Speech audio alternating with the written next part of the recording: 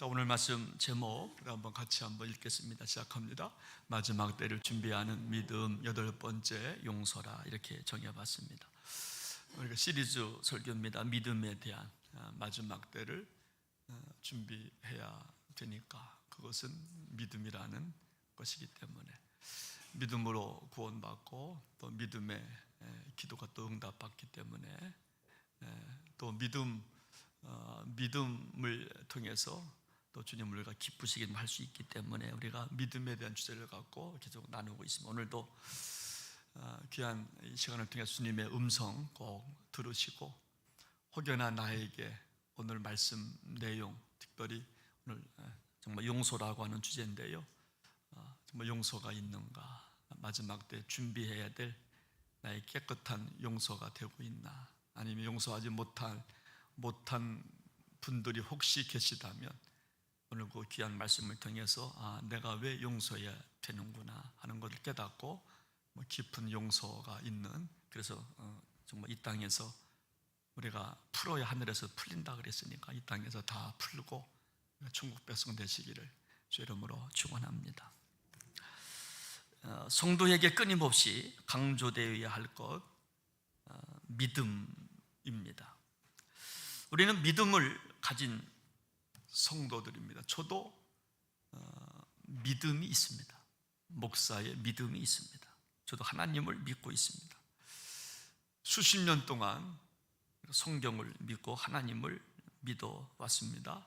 또 목사로서 살아가고 있습니다. 그런데 오늘 본문에 보니까 예수님의 제자들이 5절 말씀 보니까 읽지 않았습니다만 5절에 앞에 1절부터 4절까지 말씀을 다 받아서 다 듣고 나서 제자들이 여러분 뭐라고 예수님께 말을 하는가 하면 우리에게 믿음을 더하소서라고 했다는 거예요. 1절부터 4절까지 말씀을 다 받아낸 다음에 다 말씀하시고 나니까 제자들이 그 말씀, 예수님 말씀을 듣고 있다가 우리에게 믿음을 더하소서.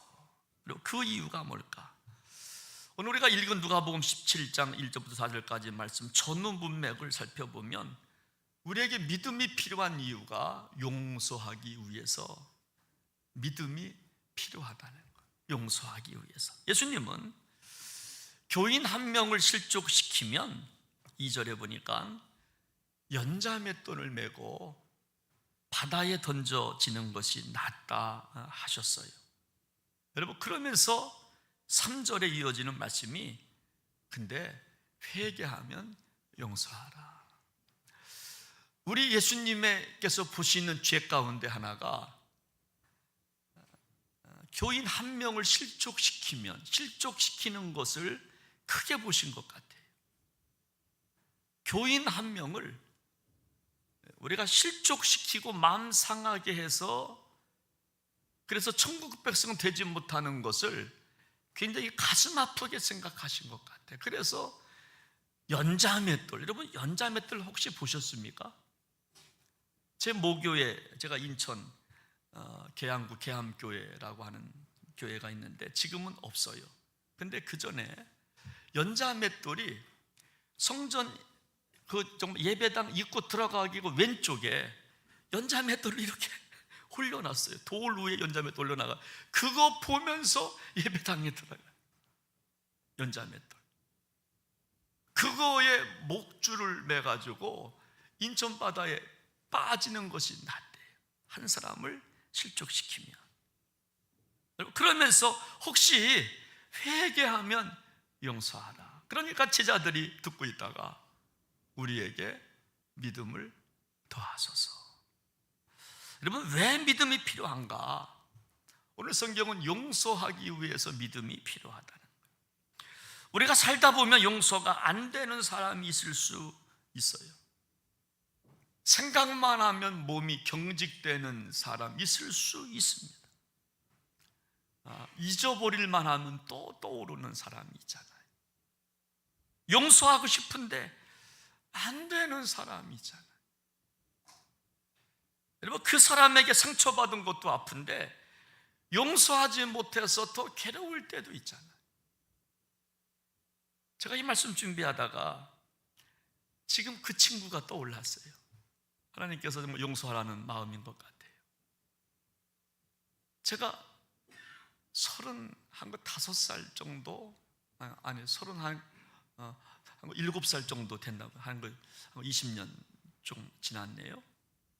그때 저하고 이제 가장 친한 친구예요. 굉장히 친한 친구입니다. 고등학교 동창 걔밖에 없어요. 이름이 이상진이야. 이상진. 이름도 저는 다른 애들 이름은 모르는데 걔 이름은 기억해. 왜? 아니 내가 용서를 내가 못했나 봐.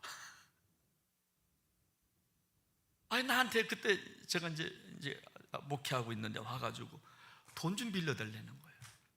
그러니까 너무 절친이잖아요. 근데 목사가 돈이 어디 있어요? 그래서 그때 어머니가 인천 수인역 근처에 기름 짜는 그 공장에 다니셨거든요. 그래서 어머니 통장 보험을 해약해서 바리바리 해가지고 700만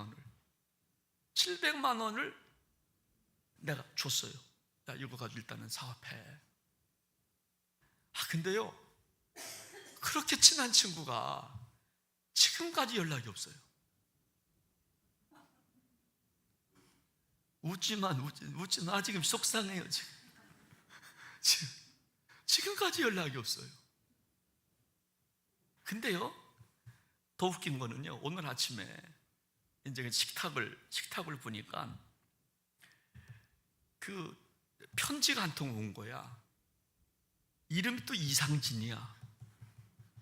편지를 읽어보니까 저는 어느 교도소에서 수감되어 있는데 저 바르게 살려고 그러는데 출소하면 뭐 그런 편지가 갖고 와요. 교도소에서 뭐 좀 달라는 거지. 돈을 좀 보내달라는 거지. 그게 이름이 또 이상진이야.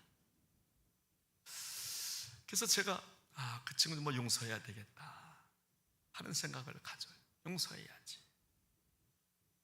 그리고 어느 책을 보다가 이런 내용이 있어요. 용서하지 못한 사람은 뒤에만 와도 느껴진대요. 여러분 그래요?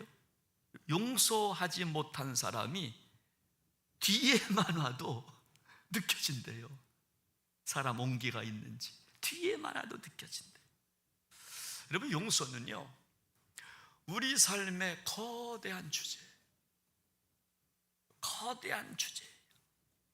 여러분 고통스러운 주제일 수도 있어요. 그럼에도 불구하고 용서는 위대한 주제입니다. 기독교 용어 가운데 용서는 위대한 주제예요.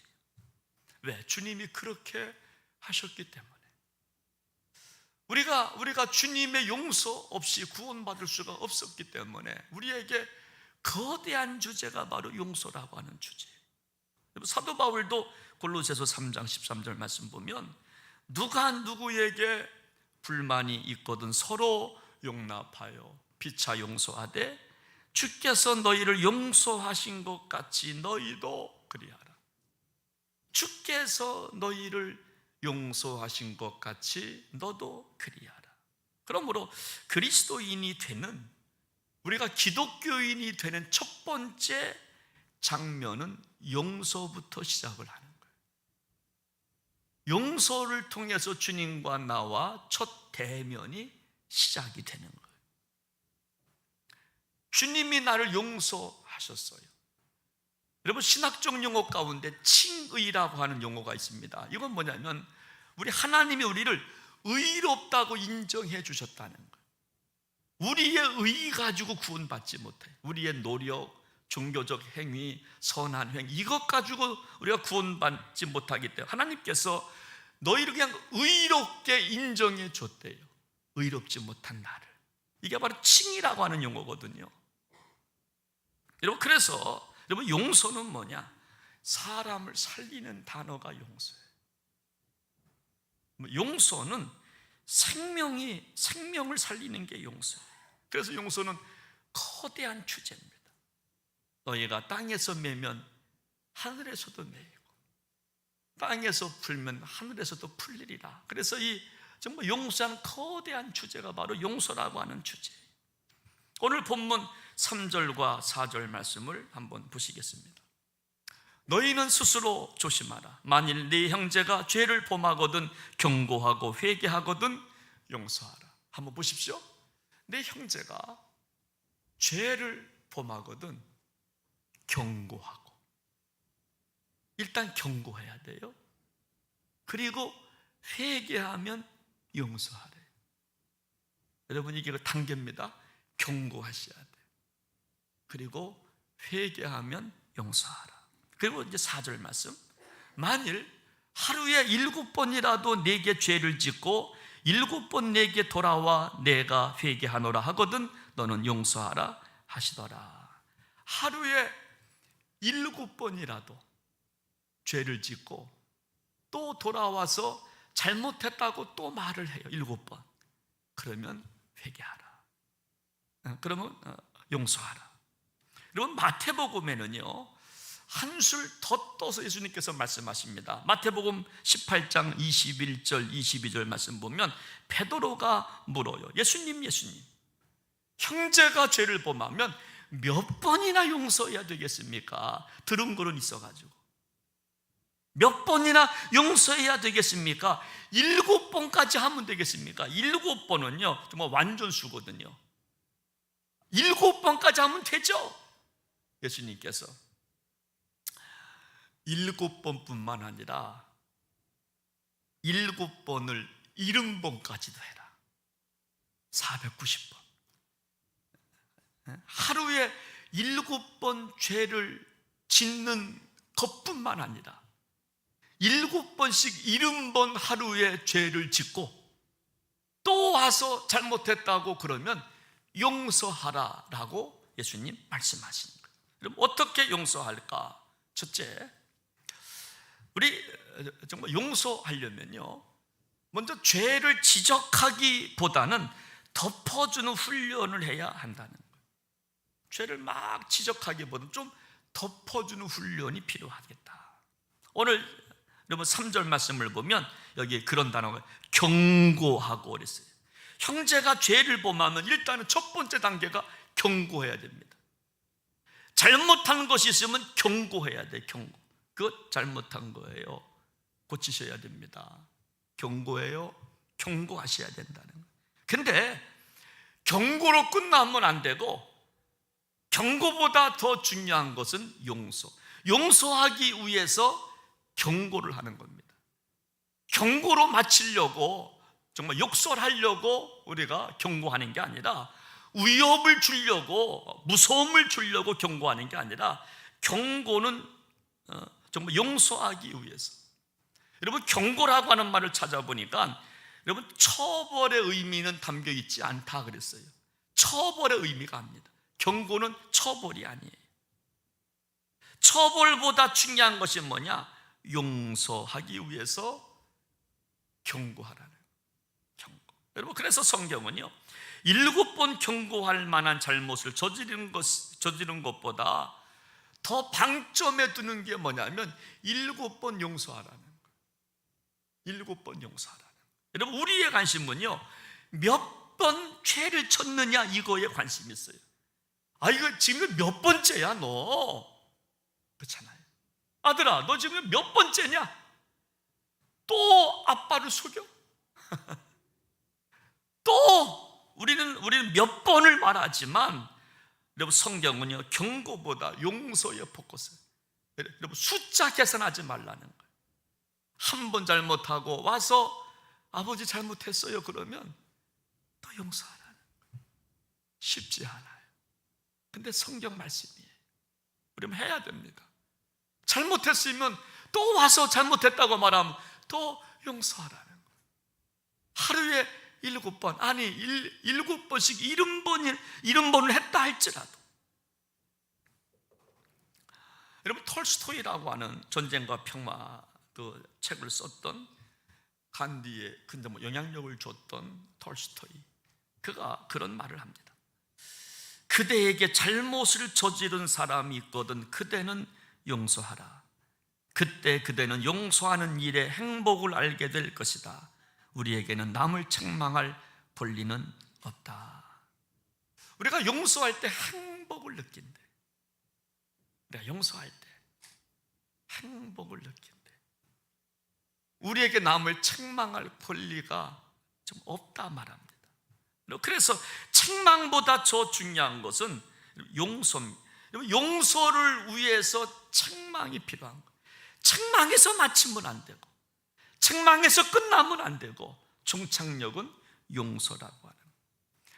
죄를 지으면 분노해야 됩니다. 여러분, 내가 죄를 지으면 나에 대해서 분노하셔야 돼요. 나에 대해서. 내가 왜 이렇게 살았지? 내가 왜 이렇게 살았지?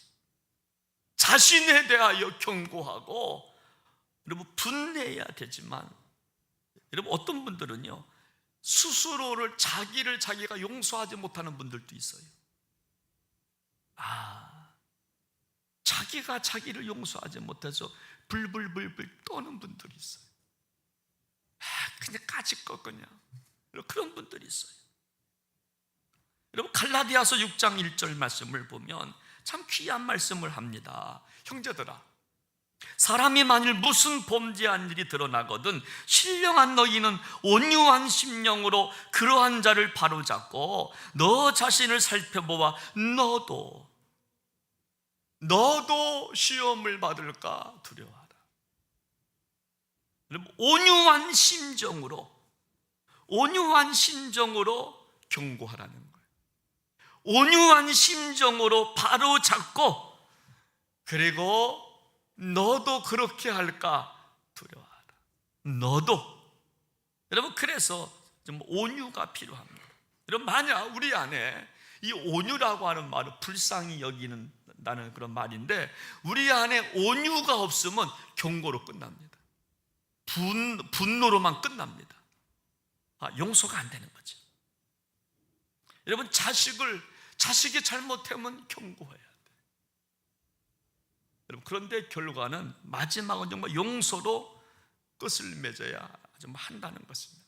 우리요, 힘들고 어려워도 혹시나 자기에 대하여 용서가 안 되는 분들, 오늘 말씀 들으시고 자신을 용서하시기를 바랍니다. 자신을 먼저 용서하죠. 그리고 혹여나 저처럼 용서가 안 된 분이 혹시 있었다고 한다면, 이 말씀 듣다가 그래, 나 그 사람 용서해야 되겠다. 그것 때문에 안 풀리나? 그것 때문에 뭔가 땅에서 매이나? 라고 생각하고 한번 정말 내 옆에 있는 사람들, 혹여나 내가 용서하지 못한 사람들이 있다면 이 귀한 말씀을 들으시고 정말 용서하시게 되기를 바랍니다. 두 번째 용서는요, 상대방의 연약함을 인정할 때 용서가 가능하게 됩니다. 용서는 상대방의 연약함.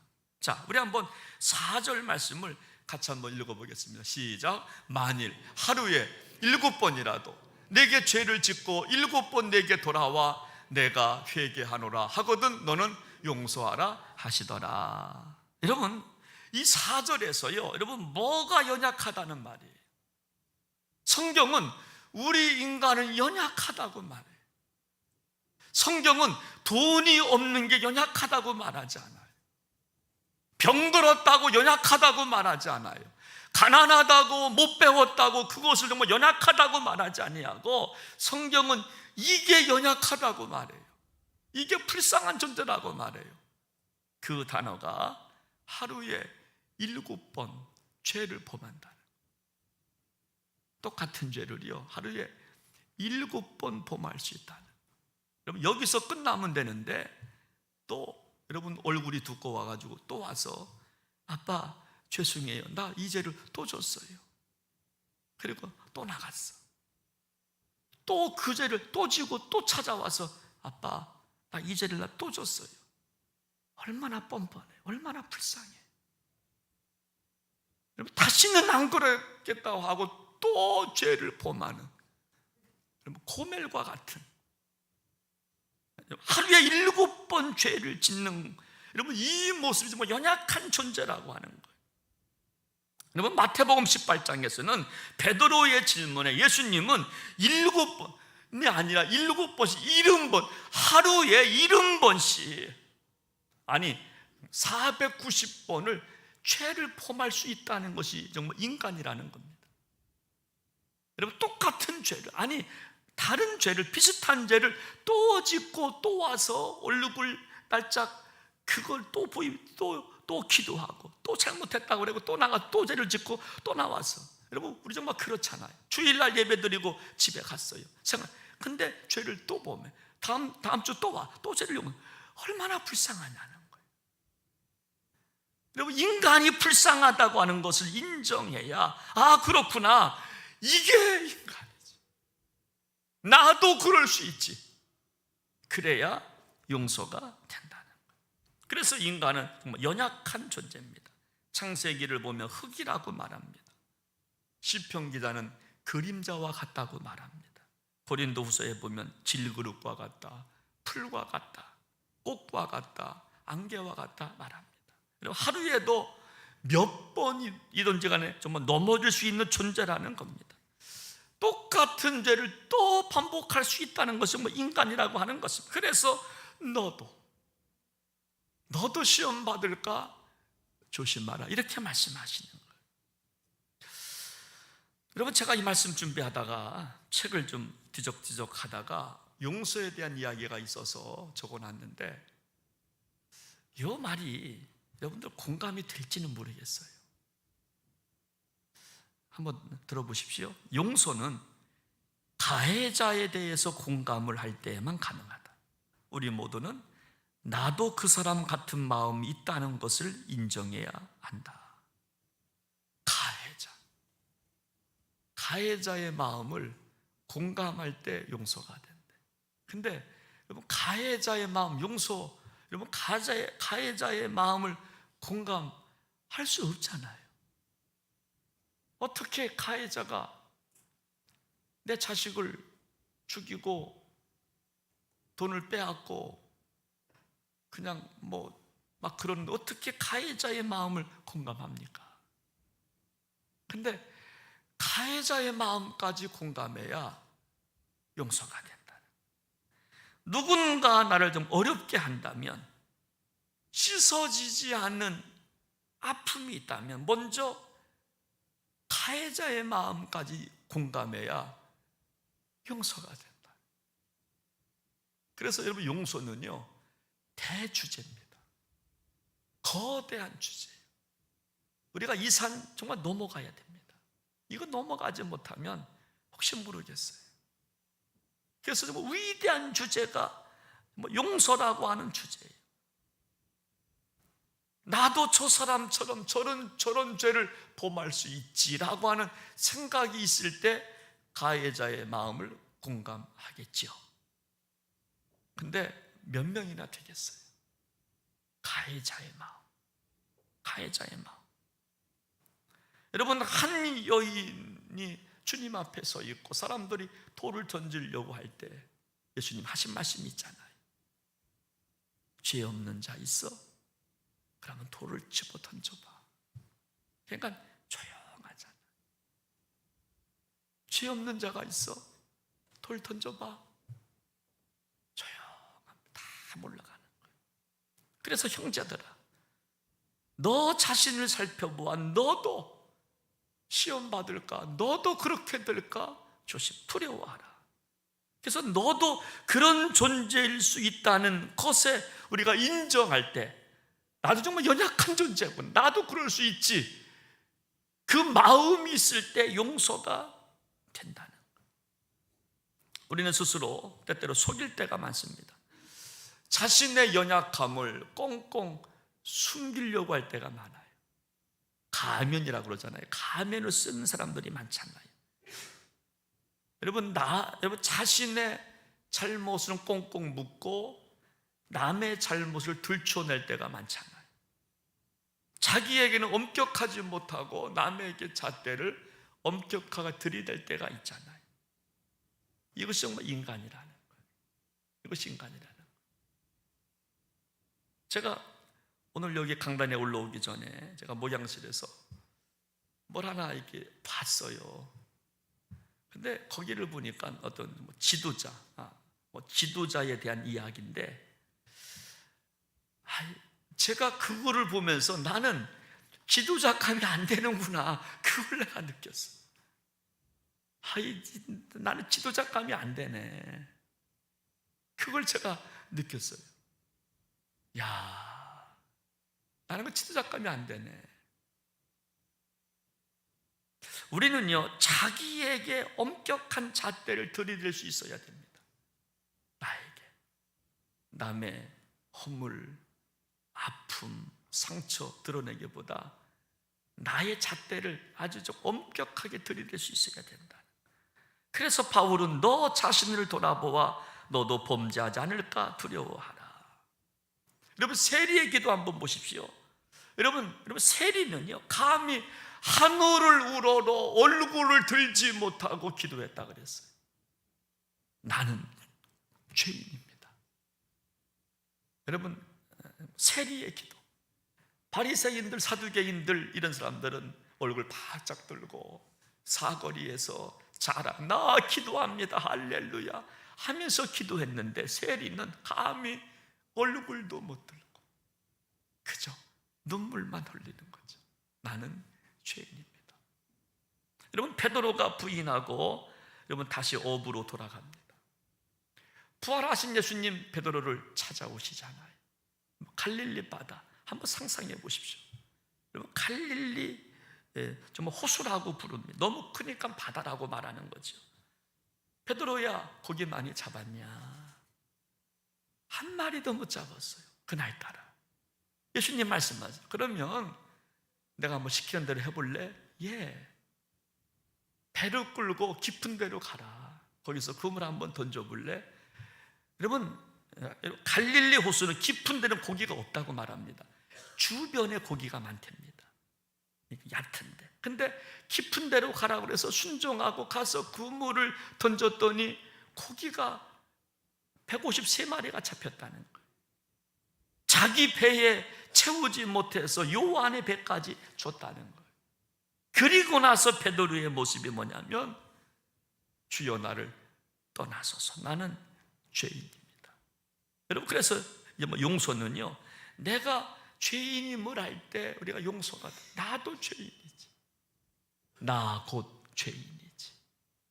나와 죄를 동격시킬 때에 비로소 용서가 된다는. 그래서 누가 용서하느냐? 자신도 연약하다고 인정하는 사람.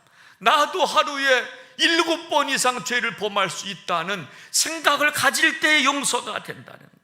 그래서 용서는 누군가의 잘못이 아니라 나의 부족함을 인정할 때 가능하다는 것입니다. 주여, 나 죄인입니다. 주여, 저도 그런 죄를 범할 수 있습니다.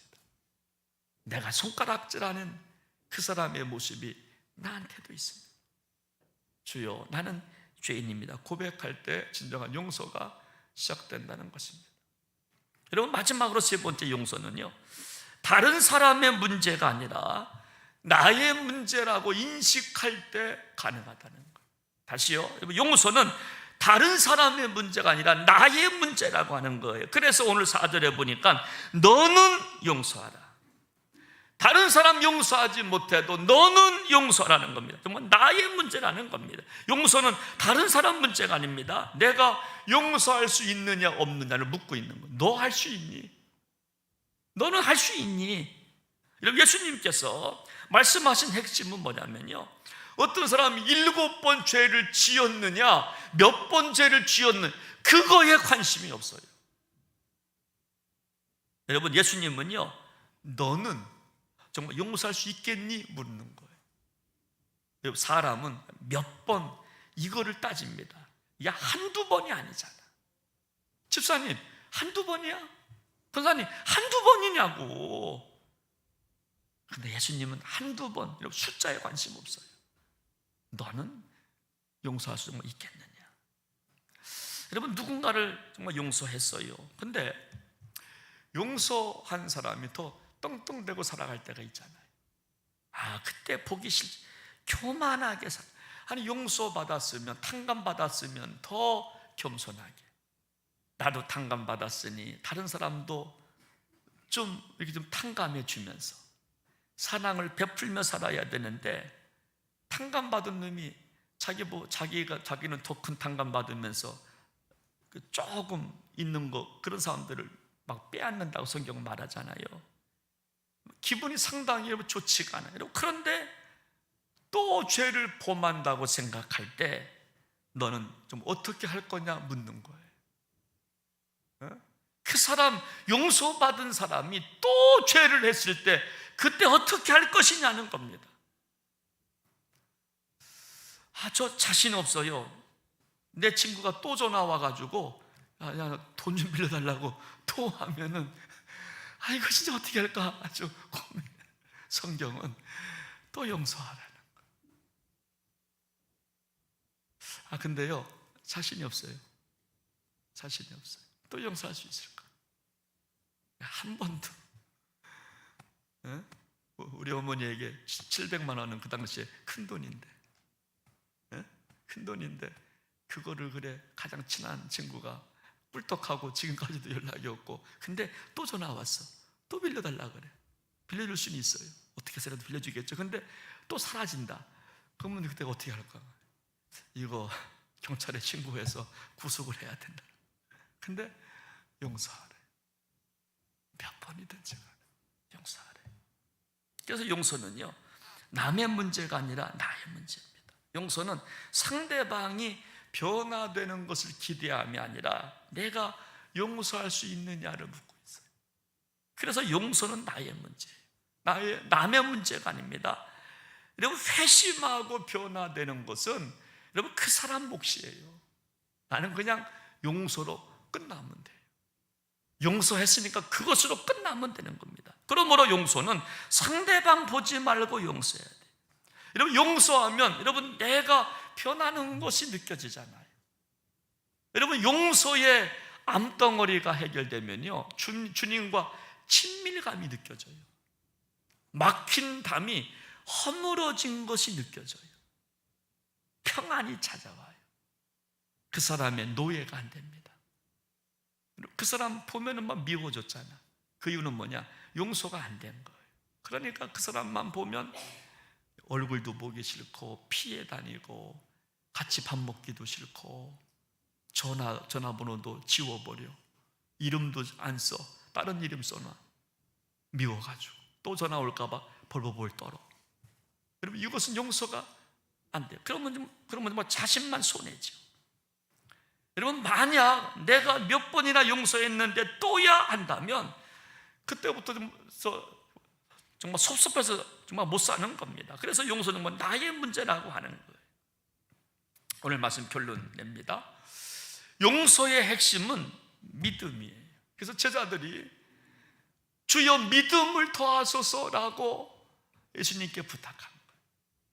주여 믿음을 더하소서. 여러분, 그 이유가 뭐냐? 우리 힘으로 용서가 안 되기 때문에. 여러분, 기분 따라 한두 번 할 수 있지만 완전한 용서가 되려면 믿음이 필요합니다. 감정 따라 한두 번 할 수 있어요. 근데 완전한 용서가 되려면 믿음이 필요하니까. 창조주 하나님을 믿는 믿음. 내 생명의 주인은 하나님이심을 믿는 믿음이 필요하니까. 하나님이 도와주실 거야. 하나님이 아셔라고 하는 믿음이 필요하니까. 그래서 여러분, 용서를 이야기하면서 제자들은 이거 듣고 있다가 주여 우리에게 믿음을 더하소서라고 여러분 그렇게 고백한 거예요. 제가 언젠가 정말 이야기했습니다만 요셉을 한번 생각해 보십시오. 형들이 노예로 애굽에 요셉을 팔아요. 여러분, 근데 요셉은 형들의 잘못을 용서합니다. 용서할 근거 하나도 없어요. 할 말 많아요. 형, 큰형 돼가지고 막내 나를 그렇게 할 수 있어?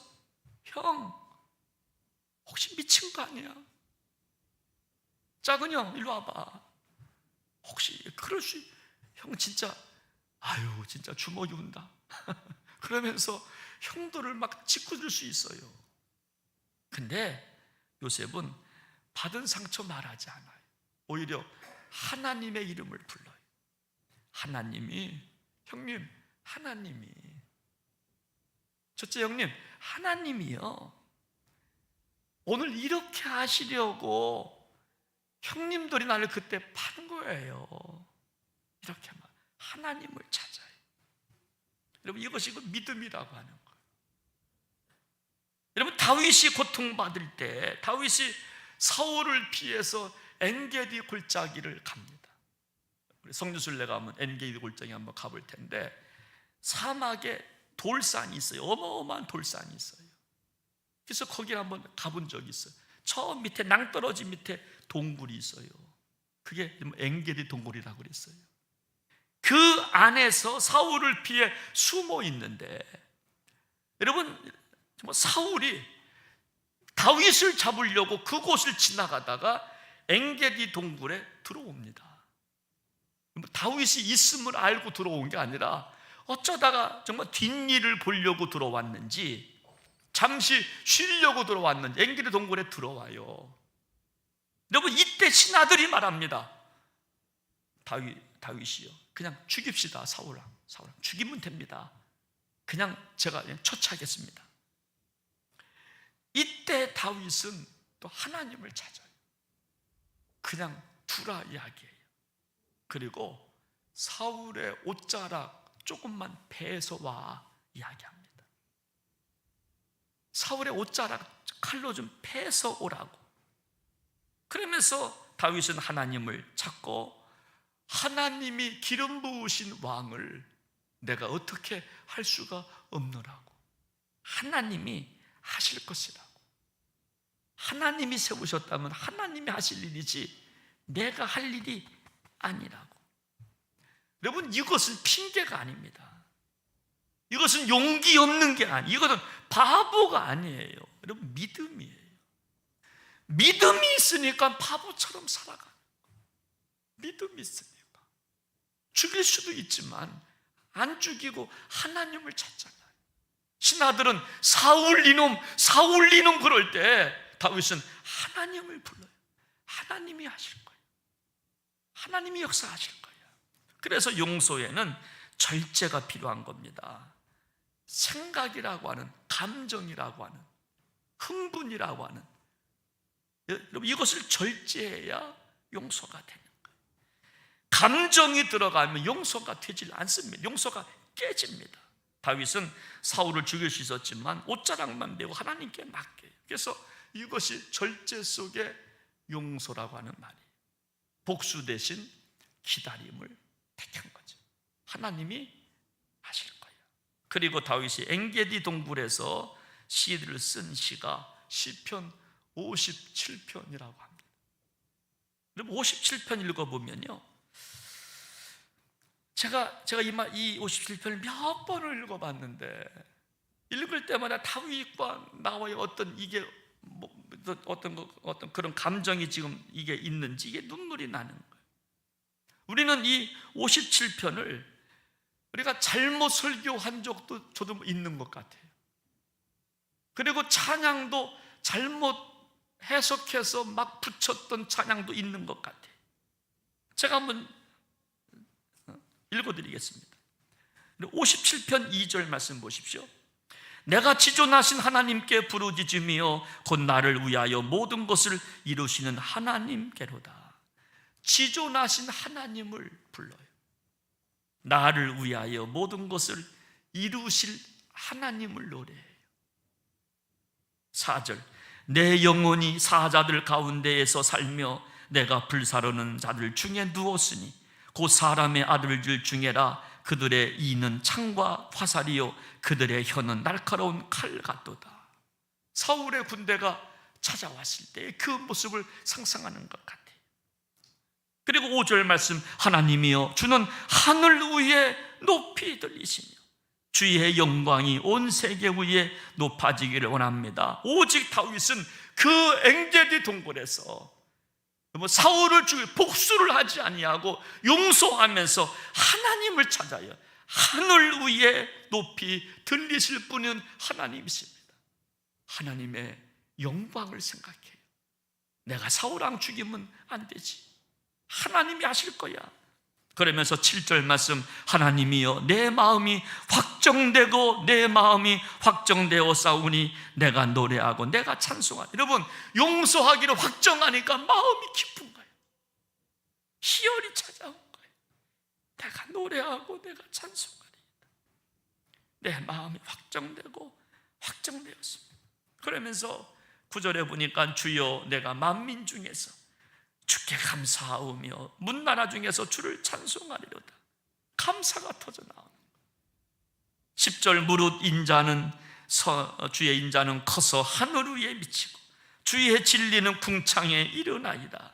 인자는 사랑은 커서 하늘에 미치고 진리는 궁창에 이르나. 다시 11절 다시 고백한 하나님이여 주는 하늘 위에 높이 들리시고 주의 영광이 온 세계 위에 높아지기를 원하나이다. 그렇습니다. 용서는요 상대방의 문제가 아니라 나의 문제, 내가 확정하고 확정하면 돼요. 그럼 그때부터 기쁨과 희열이 터져 나오는 거예요. 그래서 우리 예수님은요 용서할 수 없는 우리를 용서해 주셨잖아요.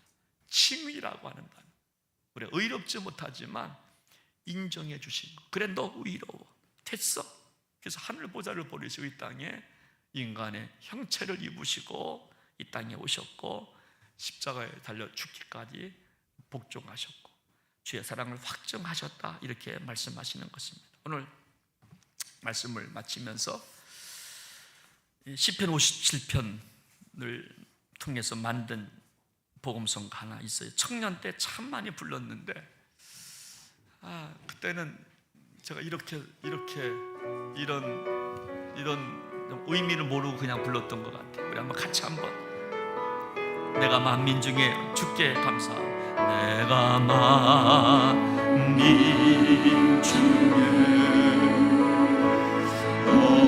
주께 감사하며 주님을 찬양하리. 열방 중에서 주의 인자는 커서 하늘에 미치고 하늘에 미치고 주의 진리는 넓은 궁창에 이르나니.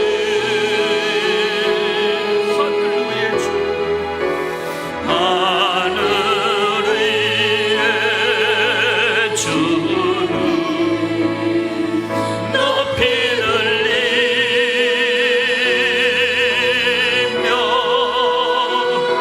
주의 영광은 온 세계 위에. 하늘 위에 주는 높이 들리시며 하늘 위에 주는 높이 들리며 주의 영광은 온 세계 위에. 한 번 더 하늘 위에 주는 높이 들리셔야 합니다. 하늘 위에 주는 영광 받으셔야 하겠습니다. 들리며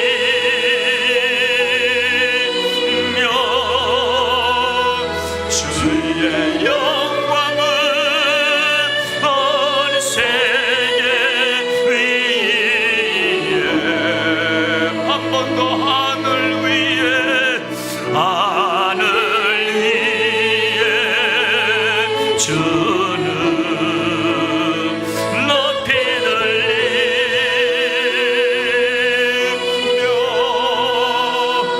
주의 영광은 온 세계 위에. 함께 시간 기도하기 원합니다. 여러분 혹시 용서가 안 되시는 분 혹시 계십니까? 오늘 성경은 용서하라고 말씀합니다. 경고하고 회개하면 용서하라, 이렇게 말씀하십니다. 성경은 숫자를 말하지 않습니다. 몇 번 또 그렇게 했어. 성경은 너는 용서할 수 있느냐 말씀합니다. 그래야 하늘에서 풀릴 것이라고 말씀합니다. 혹여나 오늘 나오신 사랑하는 성도님들 가운데 자기가 자기를 용서하지 못하는 분도 아마 계실 것 같습니다. 내가 나를 용서하지 못하면 어떻게 남을 용서할 수 있단 말입니까? 하나님이 나를 용서하셨음을 믿으셔야 합니다. 그러면 내가 나를 용서할 수 있고 또 이웃을 용서할 수가 있습니다. 자식이 부모를 용서 못하는 부분도 있을 수가 있습니다. 자식이 부모를 보고 용서하지 못하는 아픔을 안고 살아가는 자녀들도 있을 수가 있습니다. 반대로 부모가 자식을, 망나니와 같은 자식을 용서하지 못하는 부모도 있을 수가 있습니다. 하나님, 용서할 수 있는 믿음 달라고. 주여, 믿음을 더하소서. 우리에게 믿음을 주소서. 그래서 우리가 끝까지 기도할 것은 믿음에 대한 주제, 믿음에 대한 기도 아니겠습니까? 용서는 기독교의 위대한 주제입니다. 중요한 주제입니다. 하나님, 용서 이 산을 뛰어넘어가서 하나님의 복락을 받는 우리가 되게 해달라고. 혹여나 아직까지 용서가 안 돼서 힘겨워하는 분들 혹시 있다면 기도하시오. 주님, 이 아침에 용서하며 살겠습니다. 주님, 용서할 수 있는 믿음 달라고 함께 시간 잠깐 기도하겠습니다. 하나님 아버지, 하나님 아버지, 용서할 수 있는 믿음 주시기를 원합니다. 내가 나를 용서하지 못할 때가 있습니다. 내가 나를 용서하지 못할 때가 있습니다. 하나님이 우리를 용서하셨는데 내가 나를 용서하지 못하고 이웃을 용서하지 못할 때가 있습니다. 자식이 부모를 용서하지 못하고 부모가 자식을 용서하지 못할 때가 있습니다. 하나님 아버지, 용서의 은혜를 주시기를 원합니다. 용서의 믿음을 주시기를 원합니다. 용서하며 살기를 원합니다. 그래서 하나님, 이 땅에서 풀고 하늘에서도 축복을 경험하는 하나님의 복락을 받는 축복의 성도들 모두가 되게 하여 주옵소서. 존귀하신 예수님의 이름으로 기도하옵나이다. 아멘.